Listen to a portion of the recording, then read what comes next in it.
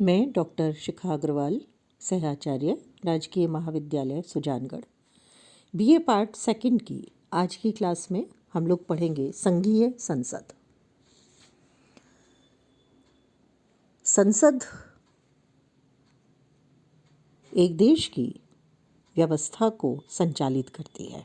भारत में संसदीय व्यवस्था है और जैसा कि हम जानते हैं कि सरकार के 3 अंग होते हैं: कार्यपालिका, व्यवस्थापिका और न्यायपालिका। हम अपनी क्लासेस में जो पहले हो चुकी हैं उसमें हम कार्यपालिका पढ़ चुके हैं। अब हम पढ़ेंगे व्यवस्थापिका, और ये जो व्यवस्थापिका है इसमें भारत में संसद है। संसद का जो कॉन्सेप्ट है, जो अवधारणा है, हमने ब्रिटिश मॉडल से ली है, क्योंकि भारत पहले ब्रिटेन के अधीन था।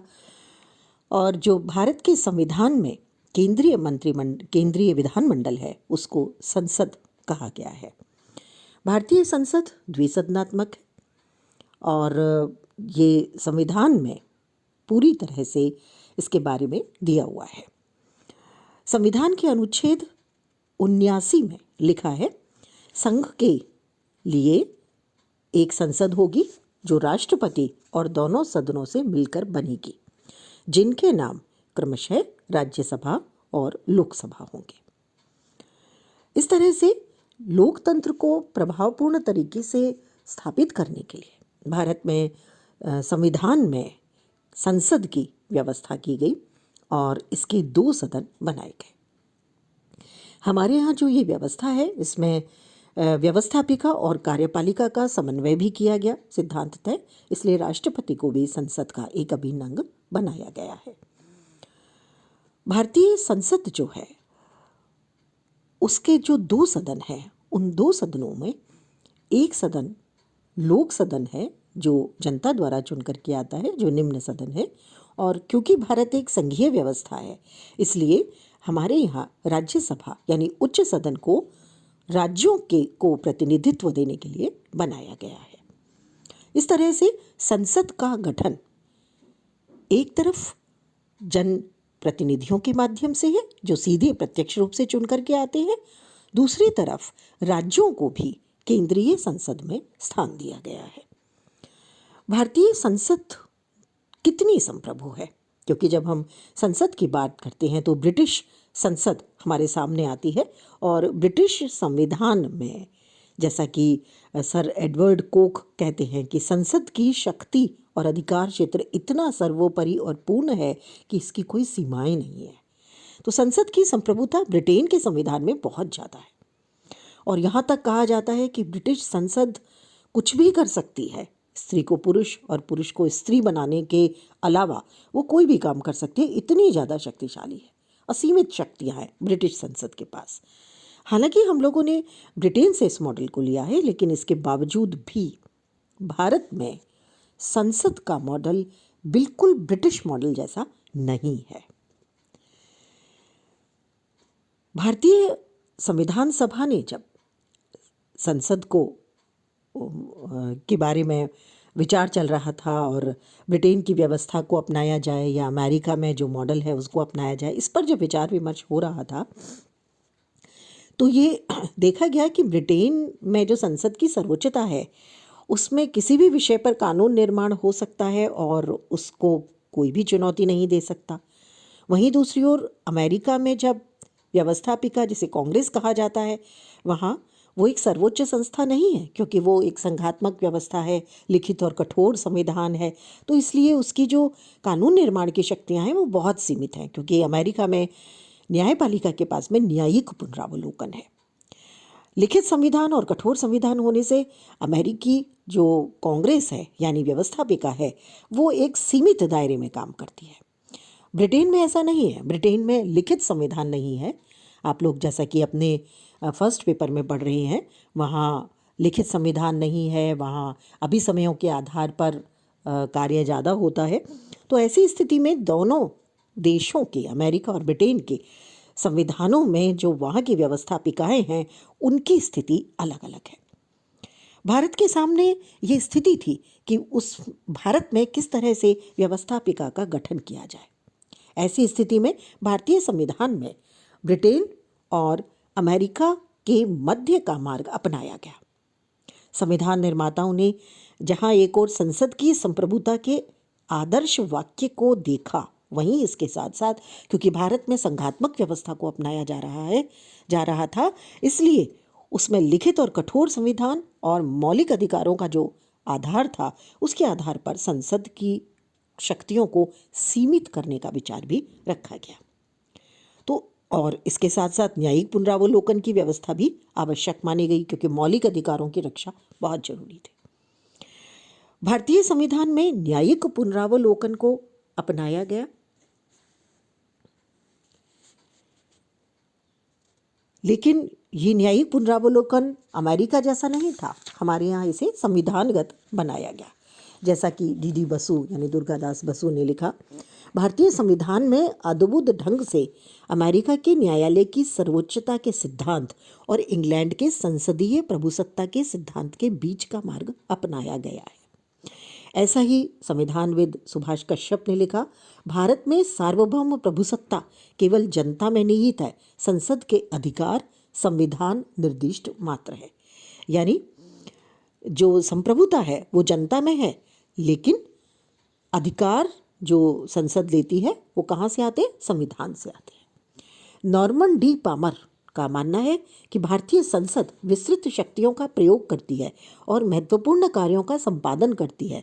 हालांकि इसका जो कार्य है वो भारत राज्य क्षेत्र के लिए विधियां बनाना है, फिर भी इस दृष्टि से इसके कार्यों पर बहुत सी सीमाएं हैं। संघीय प्रणाली और संविधान द्वारा सर्वोच्च न्यायालय को न्यायिक पुनरावलोकन की शक्ति प्रदान करने से जो भारतीय संसद है, इसकी शक्तियां सीमित हो गई। तो इस तरह से भारत में क्योंकि संघीय व्यवस्था को अपनाया गया है, लिखित और कठोर संविधान है, न्यायपालिका को मजबूत बनाया गया है, संविधान का पहरेदार बनाया गया है, उसे न्यायिक पुनरावलोकन की शक्ति दी गई है। इसलिए भारतीय संसद ब्रिटिश मायनों में संप्रभु नहीं है, उस तरह से उसके पास शक्तियाँ नहीं है, लेकिन अमेरिका जैसा न्यायिक पुनरावलोकन भी नहीं है।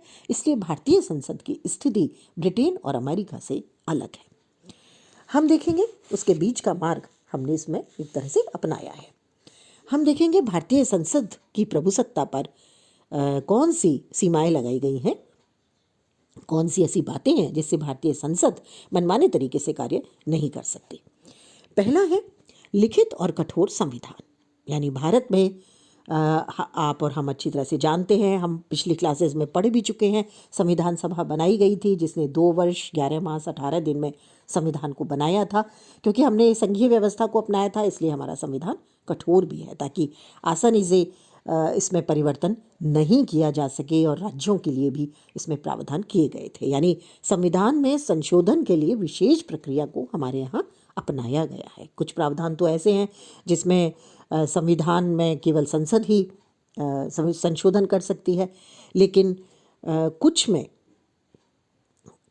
कठोर प्रक्रिया को अपनाया गया है, जिसके अनुसार आधे राज्यों को भी इसमें, आधे राज्यों के जो विधानसभाएं हैं उनको भी संविधान संशोधन में शामिल किया जाएगा, तभी ये प्रक्रिया पूरी होती है। हम लोगों ने अपनी पिछली क्लासेस में संविधान संशोधन को भी पढ़ा था।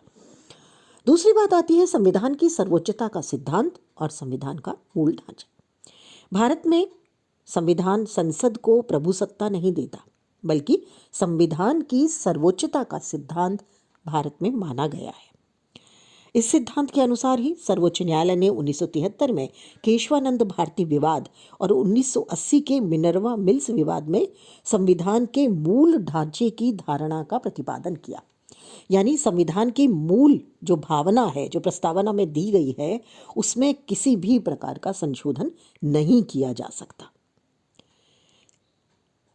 जो ढांचा है, यानी एक जो मौलिक अधिकार हैं, उसमें व्यक्ति की संप्रभुता है, उसमें व्यक्ति की गरिमा है, तो संसद को ये अधिकार नहीं है कि वह संविधान के मूल ढांचे को परिवर्तित कर दे या उसे नष्ट कर दे। हालांकि वो मूल अधिकारों सहित संविधान के कुछ भागों को सीमित भी कर सकती है, संशोधित भी कर सकती है, लेकिन मूल ढांचा नहीं परिवर्तित किया जा सकता। तीसरी बात आती है इसमें संघात्मक व्यवस्था।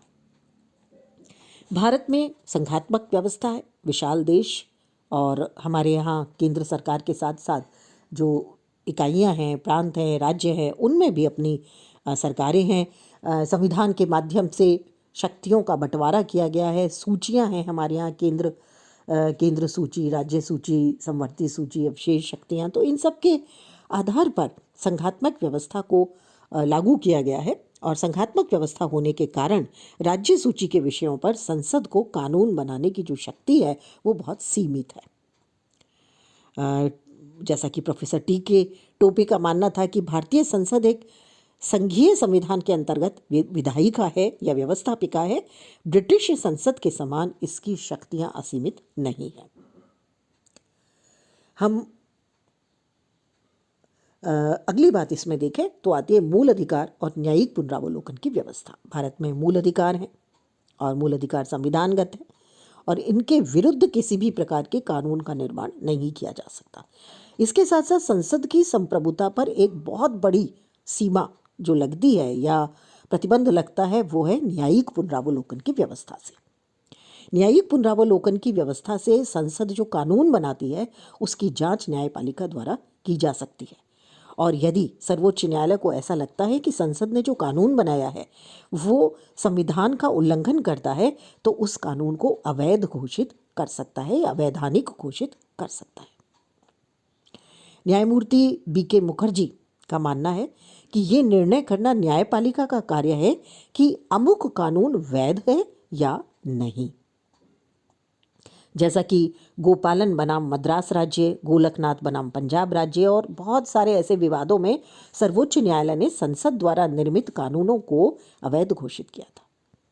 न्यायिक पुनरावलोकन की व्यवस्था जिस रूप में की गई उसके कारण भारतीय संसद की स्थिति ब्रिटिश संसद और अमेरिकी कांग्रेस के मध्य में मौजूद है, यानी उन दोनों के बीच की स्थिति है। अगली बात आती है राजनीतिक परिसीमाएं। राजनीतिक दृष्टि से भी संसद लोकमत के विरुद्ध विधियों का निर्माण नहीं कर सकती, यानी जनता जो नहीं चाहती जिस कानून को उसको नहीं बनाया जा सकता। इसके साथ साथ जो अंतर्राष्ट्रीय कानून हैं उनका भी सम्मान करना होगा।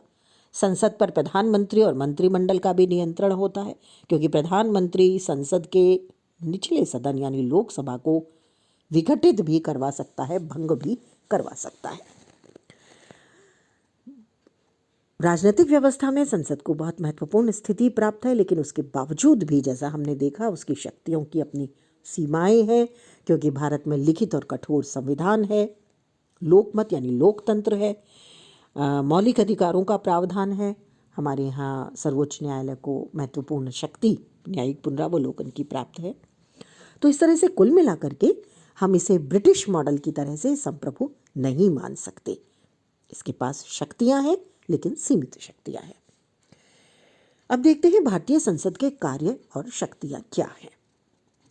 सबसे पहले देखेंगे व्यवस्थापन संबंधी शक्तियां। हमने अभी देखा, डिस्कस किया कि भारतीय संसद पूर्ण संप्रभु नहीं है, लेकिन इसके बावजूद भी इसके पास शक्तियां बहुत है और ये महत्वपूर्ण कार्यों का संपादन भी करती है। व्यवस्थापन संबंधी जो उसकी शक्तियां हैं उसमें संघीय सूची पर कानून बनाना, समवर्ती सूची पर कानून बनाना, क्योंकि समवर्ती सूची के संबंध में ये प्रावधान है कि अगर केंद्र कानून बनाता है तो राज्य का कानून मान्य नहीं होगा, केंद्र का कानून ही समवर्ती सूची पर मान्य होगा।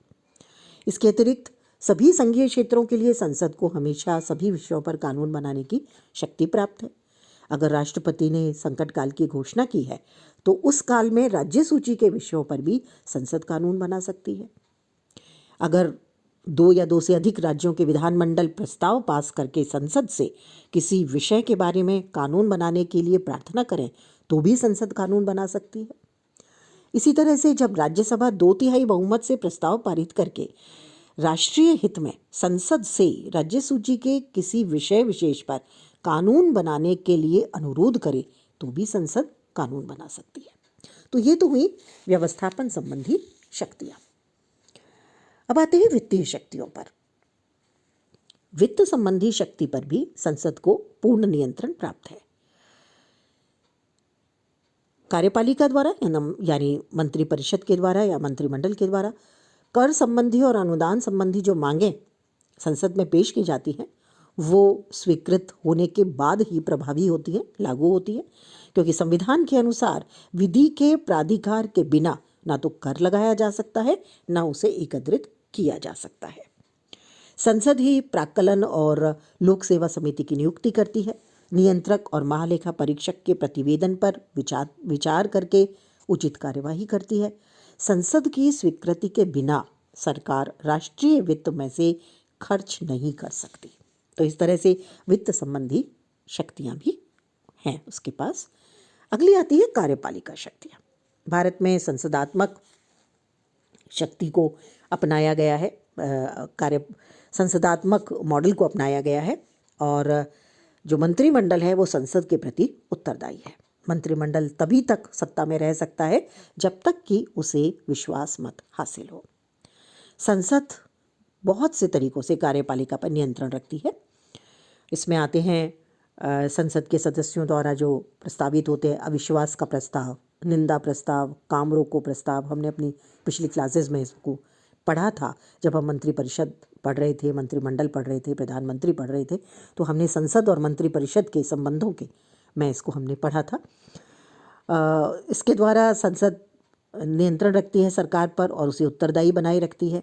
इसके अतिरिक्त संसद के सदस्य मंत्रियों से सरकारी नीतियों के संबंध में प्रश्न पूछ सकते हैं, पूरक प्रश्न पूछ सकते हैं, सरकार की आलोचना कर सकते हैं, और उससे भी बड़ा जो नियंत्रण है वो है बजट को अस्वीकार करना, जो जिसके आधार पर सरकार गिर जाती है।